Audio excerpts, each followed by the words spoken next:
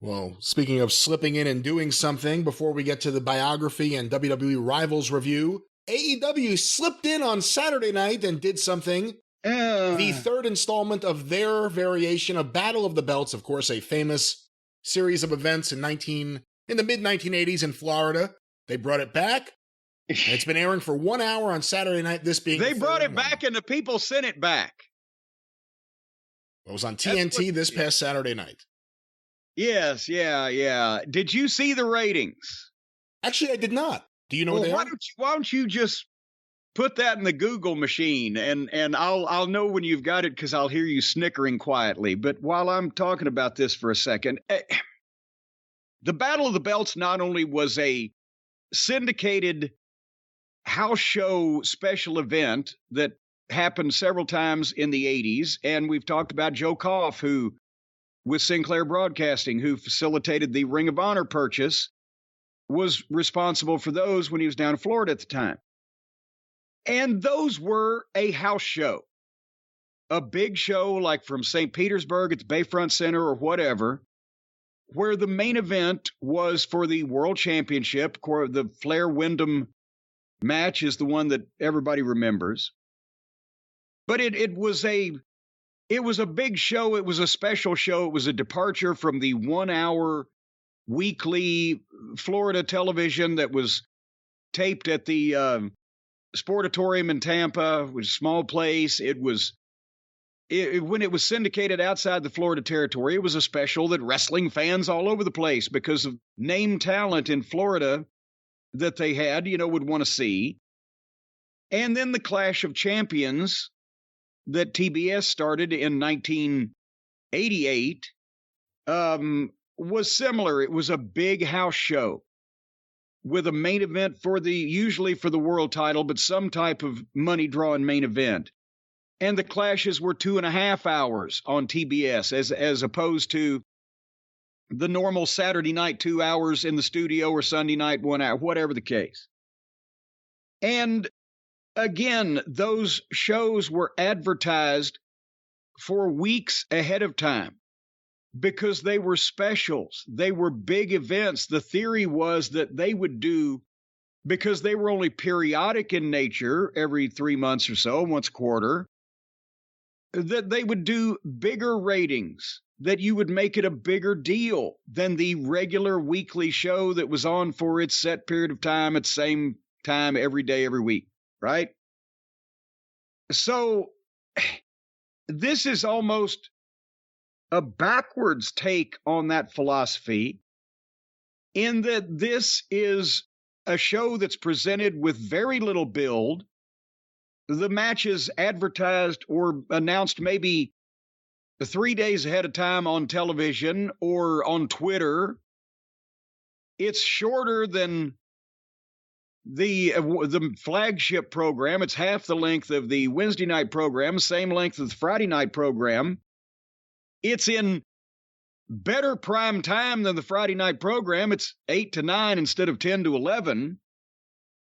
But it's a throwaway show that, as we mentioned, the only reason they got it was because when the network switched their network, when they picked up hockey, they said, well, we're switching you over to TBS, but we'll give you the, hour specials. The network didn't say you have to make them a big deal. And apparently Tony needs to hear that, because elsewise he's not going to. But so that's why they've got that real estate. And I would assume that there's a finite time limit on that, where if the show doesn't perform, then it's not going to be on even every 3 months forever on Saturday nights at 8 o'clock. There'll be no Battle of the Belts. Well, I have the ratings. I didn't hear you snicker. Well, because I was on mute. But the ratings, this Battle of the Belts 3 did 437,000 viewers. Jesus. Now, for the record, the first Battle of the Belts they did in January did 704,000 viewers. The second one in April did 527,000 viewers. This one, 437,000. The other big thing, because everyone always talks about the key demo, 18 to 49-year-old men. 18 to 19. If that was the key demo, we'd all be fucking suffering. 18 to 49-year-old men The first one did a .27. This last one did a .12. So if one of the arguments is the network loves AEW because of the ratings, that's something you have to be worried about. And again, a lot of people are, Saturday night's a bad night for TV. Well, it was Saturday night, the first special, Saturday night, the second special. And the time was the same. It's a bad night for TV if you don't give people something they want to watch. Well, yeah, it worked for Jackie Gleason and All in the Family for years and years and years. And that's what I don't understand is why can't they, we mentioned do something different with the format of the Friday night show, do something different with this format. If you want to make it the battle of the belts, you don't have, they've got 1 million belts, but you don't have to put them all on the fucking show, right? Make it a battle of the belt of that particular episode. Decide you want one championship with some reasonably top guys defended, challenged for, whatever on the program about 6 weeks out, and work your Wednesday night TV amongst your other stories and angles and programs, whatever, to get to that match. And then you've got 1 hour where you can recap the history of these two guys in the last several weeks leading up to this, and interviews with them, and video features, and something behind the scenes, and then put them in the ring. And then if you got time left over at the end, have somebody jump in and interview somebody. And oh golly, an angle may come out of it with somebody else. And then your show makes sense from start to finish. You haven't just segmented it when it already has no focus to begin with, and you're not losing people to sleep at 8 to 9 p.m. Eastern on a Saturday night. Maybe try that. Remember how Dusty used to on the TBS programs that went nationwide, they had the promo commercials where it was Jim Crockett on tour or whatever, WCW on tour. And we would talk about Starrcade or talk about the Crockett Cup or talk about the big events coming up. But every once in a while, he would throw in promotion for a specific house show that was going on in that schedule, where he had a match that he could talk about in that town on that night. He wasn't doing it anywhere else. And anything from just something to actually entertain the boys and himself, like the Midnight Express having to promote the U.S. Tag Team title match with the Mulkeys in their hometown of Anderson, South Carolina. For like 3 or 4 weeks on TBS, we ended up turning the goddamn whole town away in Anderson, South Carolina from that old rec center. Or on a bigger scale, the 8-person tag in the cage in Baltimore when it was Dusty, who was it? Dusty, Wyndham, Nikita, and Misty Blue against me, Bobby, Stan, and Murdoch. And we drew $100,000 in a snowstorm because he would just specifically shoot an angle for a match that he wanted to put, and he would book them in different towns and not beat it to death every week. And that would always draw because it was talked about. It's the same thing with a television program. If you're on your weekly TV talking about this big special you're going to do in 2 weeks and 3 weeks and 4 weeks, and people are apprised of what's going on and what they might see on it and why it's special. So nobody's watching this because there's nothing on it they want to see, and they're not really being told that it's there or it's something they ought to watch. So now that they've fallen in half. Go ahead. The roster's bloated. So then you take some of the guys on that roster, and Ring of Honor really has had a prominent placement on AEW TV for a little while now, and I don't know if that's a good thing, especially considering there's nothing going on with Ring of Honor besides that. But you have these matches that no one really wanted to see, featuring people that are not really featured well on TV on Saturday night. Tony Khan has proven a talent in getting a pretty large amount of his weekly viewers to convert to pay-per-view buyers since the beginning of AEW. He's done well with that. The week-to-week booking is something we've always called out Tony for. A lot of other people are now jumping on that train, but we've been saying that the TV has been a problem for a while and nothing has any focus, and I think that's part of the problem here. There's so many guys on that show on Wednesday that it's almost impossible to have any focus on what's coming up on Friday, let alone a Saturday special, let alone next Wednesday. They just, all of a sudden in the middle of the show, throw out a bunch of matches at you with Excalibur yelling them. And again, it's not like they're featuring, 16 guys on TV. They're featuring like 60 guys on TV. So it's hard to keep track of what's going on. And in the general scheme of things, unless you're a real hardcore fan who just loves the matches, no one is going to stop their Saturday night to watch Claudio versus Takeshita, I guess is the way you pronounce it. Unless you're really just a hardcore fan. I thought he wrestled Take a Shit on this show. Well, I was trying to pronounce it the way Excalibur does, but really, I mean, unless you're a hyper fan of Claudio or just really into quality matches on paper, why would you go out of your way to watch this? And honestly, you mentioned the rapid fire delivery of old Sockface. This stuff goes by so quickly. Yes. And that's a problem. Yeah. With their program also is every backstage promo, the guy gets 15 seconds, maybe 30 if he's lucky, and then somebody comes in and jumps him, and here we go. And it's almost every time. Or the graphics where you get, well, here's 5 matches from Friday's show, and here's 2 matches from Saturday's show, and it's as fast as somebody can possibly yell them out, and all the graphics look the same. It just flies by you, and you have to, again, maybe Tony had the statistics company, right? He's a numbers guy. Maybe his mind works a little quicker in terms of hearing all these things and remembering them. Maybe he's got one of those savant-like memories where you say something once and he can rattle it back at you. But most people don't. We watch TV trying to take notes and still can't, and for sometimes good reasons, want to keep up with this shit. But hey, guys, let me ask you a question, because you brought up Tony's statistics company and Tony's background with statistics. Beyond wrestling, obviously, we're talking about in other sports. In wrestling, I guess the one big statistic you can kind of apply if you wanted to do things would be who moves the television numbers. That can kind of justify, and I'm not justifying it, but that could justify in Tony's mind, yeah, let's use Orange Cassidy. People tune in to see him. That's like an actual stat that professional wrestling would have, because we're not dealing with wins and losses or things that you would deal with in other sports. You know, in baseball, analytics is now a major thing. And some would argue it's too much of the game, because it takes a lot of the decisions out of the manager's hands. It takes a lot of the instincts out of the game. In most cases, you don't put up a left-handed hitter against a left-handed pitcher. A manager used to do that if they had a hunch something could happen. Now they don't do that, because the stats show that a right-handed hitter will do better against a left-handed hitter most of the time.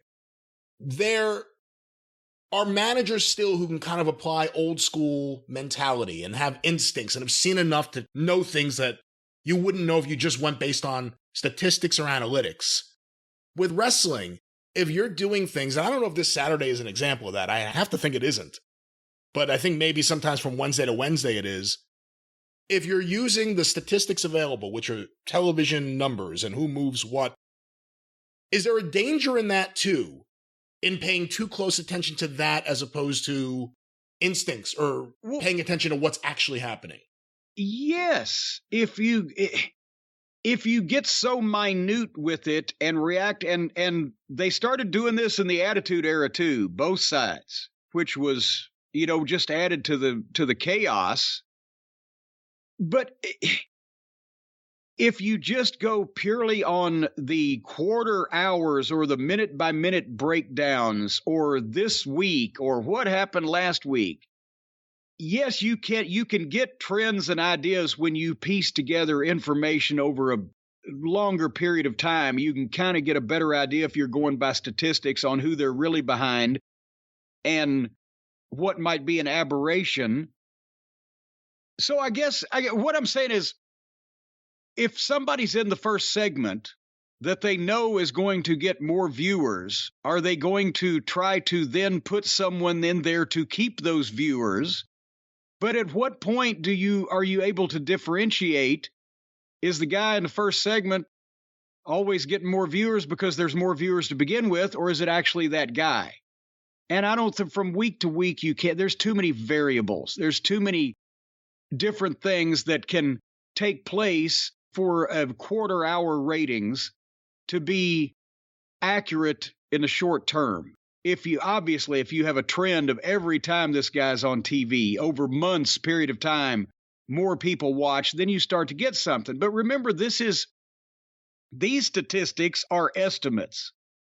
It's a statistical sample of all the demos that are picked out, the metered markets, and then they extrapolate from there. And there's all kinds of variables that can go on.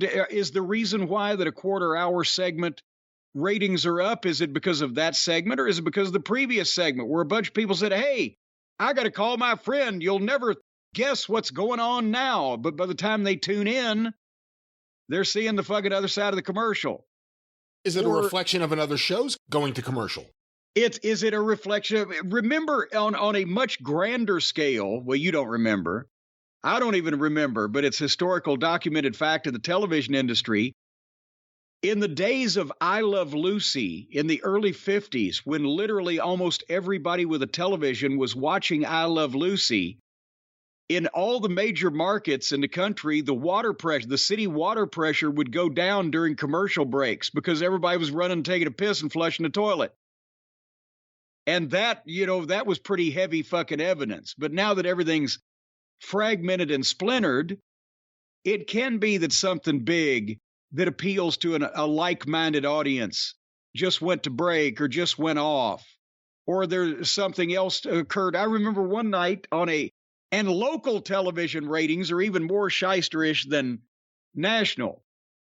One night in Louisville, we had a situation with the television station where their feed to the cable system went out. So our TV show was on from 11 to midnight on Saturday night. From before 11 o'clock through like 11:17, there was no feed of that station to the cable system. It was like color bars. And the only broadcast that the station was actually successfully transmitting was the over-the-air signal. And then they got it fixed, and the other 43 minutes of the show was just fine to everybody. Guess which quarter hour was the highest rated quarter hour of our program that night when we got the ratings the following week? Which one? The one that only the people with an antenna could get and nobody watching cable, which was 95% of the goddamn crowd. So we were to believe one of two things. Either somebody sat and watched color bars hoping that the show would come on for 15 minutes, which I did one time when I was a fan as a young boy, or their local rating system is just shite. And in some of the markets, if 4 people that usually watch your television program go on vacation, you can drop a few points or a few tenths of a point because of I think at one time Louisville had like less than 60 metered boxes in the market to determine what everybody was watching. So it's a crapshoot anyway, but over a period of time, like anything else, you ought to be able to shake it out, the wheat from the chaff. But that doesn't excuse not trying to sell something, regardless of what talent you put on the show. And I don't know how he expected any of these matches to have an appeal to anybody that didn't, like you said, just want to see a good, in their mind, wrestling match, because either the match or the talent in it has not been built, one or the other or both. The match I wanted to see and that I was interested in, because I'm interested in both of the competitors, was the TNT title match with Jay Lethal and Wardlow. And one would think that was also the marquee match of the show, so they put it on first. But this is not the Saturday night's main event or even the Rampage time slot situation where you're losing people to sleep and you've got to get the main event on before midnight. It's fucking 8 o'clock. So they burst out with this. And again, Jay Lethal has had no build whatsoever. First, we never saw him when he got signed. And then they put him with Sanjay and the giant Zippy the Pinhead. And they have pre-tapes where they do shtick. And Jay, I think he recently won a match. He lost his first 3 or 4 on television. So now he's going to face Wardlow because they yelled at each other last week. So this long-running rivalry comes to a head. And again, Wardlow is a phenomenon that they are rapidly losing their grip on. He's already twisting in the wind because he got over and MJF got him over, and the situation he was in and his charisma got him over, and now they don't know what to do with it. And so Wardlow is basically facing a guy that hardly ever wins, that has to use his stooges to be physically effectual in any way. And Wardlow's a beast that's not supposed to fucking sell except if he's, screwed around some kind of way. So now you've set up a situation where the only way that Jay can take over on the guy for any length of time is if the Stooges distract or interfere or whatever the fuck. And since Jay has had no build whatsoever to this audience to be anybody to be taken seriously as a main event guy, you've got Wardlow, who's beaten up 20 people at a time the past few weeks, fighting a guy that needs his stooges to help him do anything. A big attraction here. And speaking of a big attraction, Lethal jumps Wardlow, and Wardlow no-sells it and kicks the shit out of him, and then Giant Zippy distracts Wardlow so Lethal can take over for a minute, and then Wardlow just takes back over, and Wardlow no-sells the drop kicks, and Jay has to fake an injury to get a small package 2 count, and then Wardlow charges and hits the post, and Lethal hits a dive and gets heat on his leg, and they go to the break. And they come back from the break, Wardlow takes back over on him again and levels him with a clothesline, and then takes his time to make sure that everybody knows that he's going to get beat about as flat as anybody can get beat. And then he hits one power bomb and pins him 1, 2, 3. So Wardlow is not the one weakness in his game is, if there is one, is he's not as experienced at selling as he is at anything else, because he hadn't done it a lot and shouldn't do it a lot. But conversely, if Jay has not had any build, has not had any major wins, is not over, so you've just treated him like a complete flunky. A heel with heat that had been established can have that match with Wardlow. But not here. And nobody ever questioned the finish of this whatsoever, just the reason they were having it in the first place, because that was not real clear. So the match does nothing for Lethal, and nobody cared about it, and the fans didn't give a shit. And then, as soon as Lethal gets beat, here comes Sanjay and here comes Zippy, and they get heat on Wardlow by, I swear to God, and I told you this yesterday when I watched it. We talked on the phone.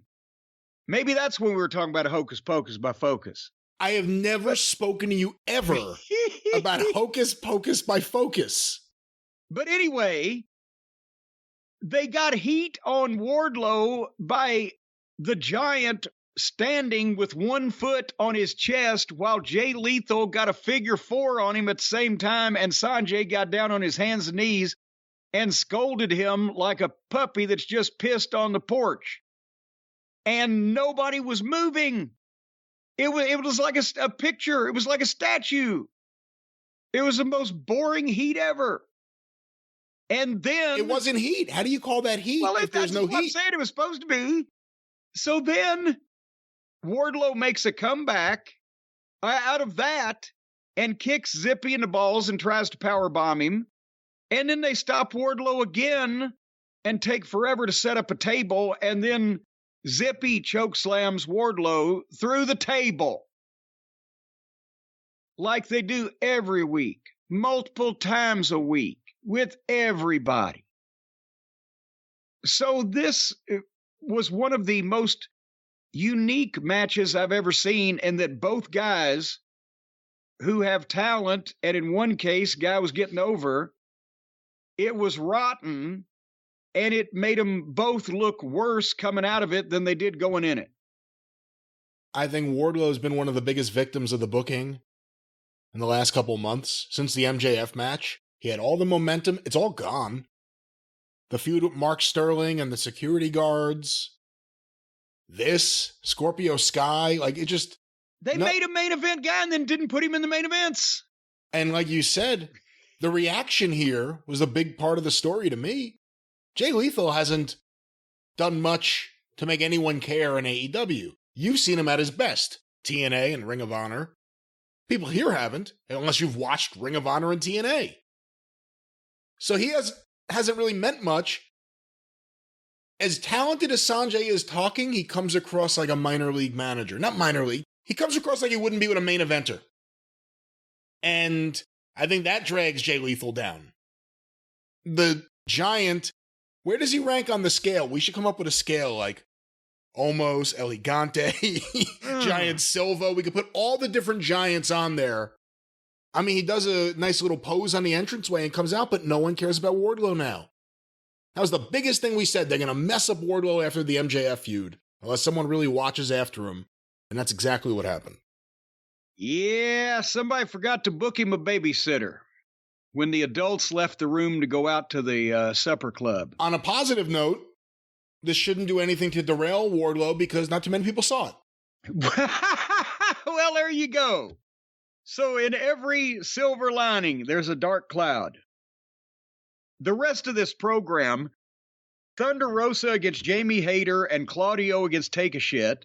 I'm a big fan of Claudio, but if the match that I wanted to see, both guys in it, was this bad, I decided I wasn't going to stomach the other ones. But you tell me now, apparently Jamie Hayter hurt herself. Well, someone told me she broke her nose in the match, and I didn't actually notice it when I first watched it.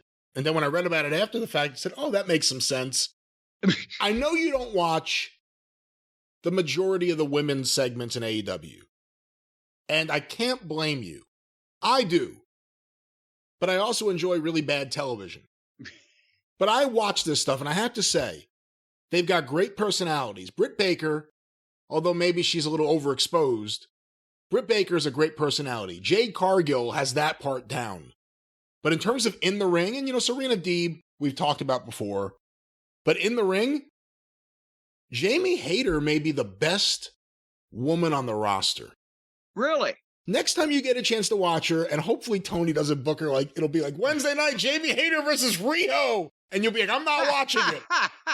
But Jamie Hayter takes bumps. She's got size, so when she takes a bump, it has some meaning. She lays her stuff in. We've talked about it before. We've seen her do it on the floor. She does it in the ring.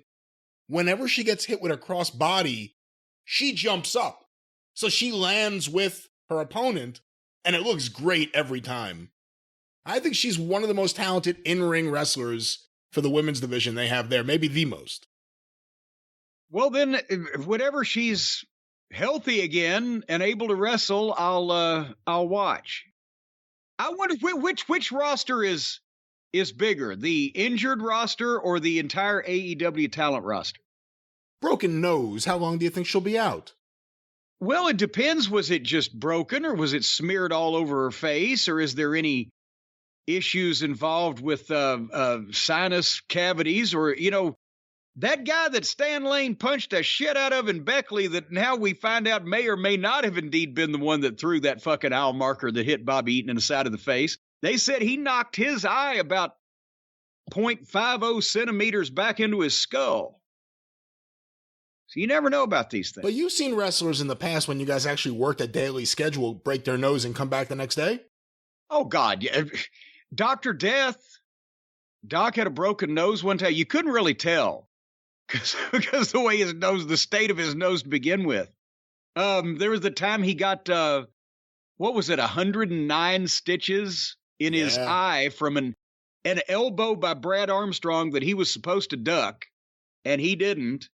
And boom, and he, went and got sewed up and worked the next night. Just stay away from the eye. So that happened a lot.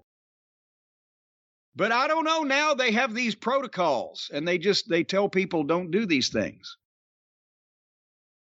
Like watch the program. That's what they tell people. Don't watch the program. I was going to say they did nothing to entice people to watch this show. If we didn't have to watch it, I wouldn't have watched it. And they need some help right now. I mean, they've always needed help, but especially right now, it just feels, I don't know. Who do you think they should call for help? How about the fine people at Magic Spoon? Well, I'll tell you. That's right. Breakfast will solve anything, folks. I'll tell you what, if you've got bad creative on your television show, you know the reason for that. Poor breakfast choices. You're eating some kind of grease or fat or sodium or carbohydrates or keto. You're eating some of that keto stuff. You don't need to eat any of that stuff. What you need to do is get up what are you laughing at? Just your understanding of nutrition is fantastic. Yeah, well, my understanding of nutrition is don't eat the bad stuff, eat the good stuff.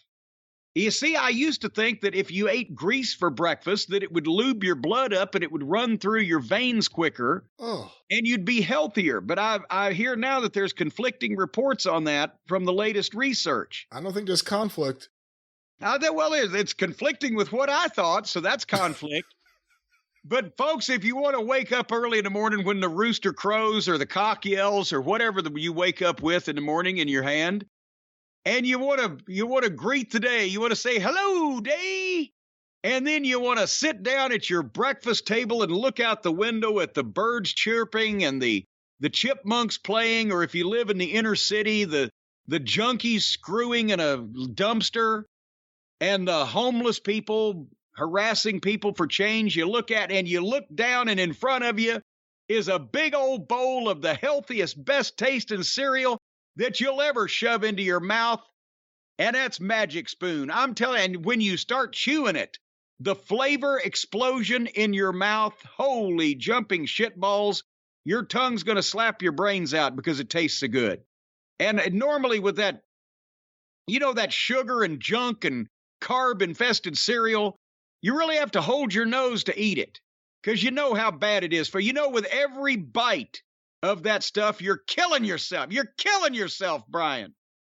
You're punishing your body. I'm not. You're poisoning yourself. I'm not. Well, anytime you take a bite of that bad cereal, that's what you're doing.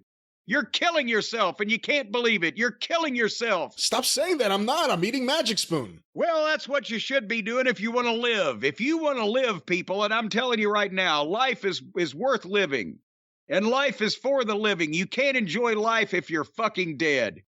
And if you eat Magic Spoon, that you look down, you see that bowl of Magic Spoon, the 0 grams of sugar, 13 to 14 grams of protein, only 4 to 5 net grams of carbs in each serving. It's low carb. It's keto friendly. That means it's a friend to all you ketos out there. And ketos too. Keto. It's gluten-free, grain-free, soy-free, and only 140 calories a serving. That's what you need to be looking for in that bowl. And once you eat that bowl, I'll tell you what, it makes your other bowls in your house more pleasant too. You change from big old sausage links smothered in gravy and fucking cat's head biscuits, and you go to this Magic Spoon, your bowl will look better. And I'll tell you what, your underwear will thank you. Stop. And right now, you can go to Magic Spoon. I'm just saying it's going to make your whole house will be a more pleasant atmosphere, a more pleasant environment to live in and to play in and to work in, whatever you do in your house. And to sleep in and eat breakfast in. It's delicious and healthy, if that's what you mean. Yes, certainly. It's delicious and healthy, and the aroma will be better every morning after you evacuate. Go to magicspoon.com/Jim and grab that custom bundle of cereal and try the magic for yourself and take a big old sniff afterwards and see if I'm not telling you the truth. If you use the promo code Jim at checkout, you'll save $5 off your order. And of course, the Build Your Own box has the huge variety of appealing flavors. You got the classics like cocoa, fruity, frosted, and peanut butter. You got the cult favorites. See what I did there? The cult of Cornette. These are their favorites. Blueberry muffin, maple waffle, honey nut. And then the indulgences, like cookies and cream and cinnamon roll. Just stick your hand in a big old bowl of cinnamon roll and shove it in your face. You don't even need milk. Sometimes I don't even pour Sprite Zero over my cereal anymore. I just eat it by the handful. Oh, please say you don't really do that. What? It's amazing. It's tasty. And see, there's no sugar nor ketos and things and such of that nature in Sprite Zero also. And I'm looking right now at the label, no glutens. So there you go. Hey, Hey, this is the time to ask you, did you see the news recently that Sprite's getting rid of the green bottles? Yeah, well, that's okay because Sprite Zero is in white bottles with green lettering. MagicSpoon.com/Jim. Use the code Jim to save $5 off at checkout. And remember the 100% happiness guarantee. You can call Magic Spoon up and say, I'm not happy. They'll send you some money.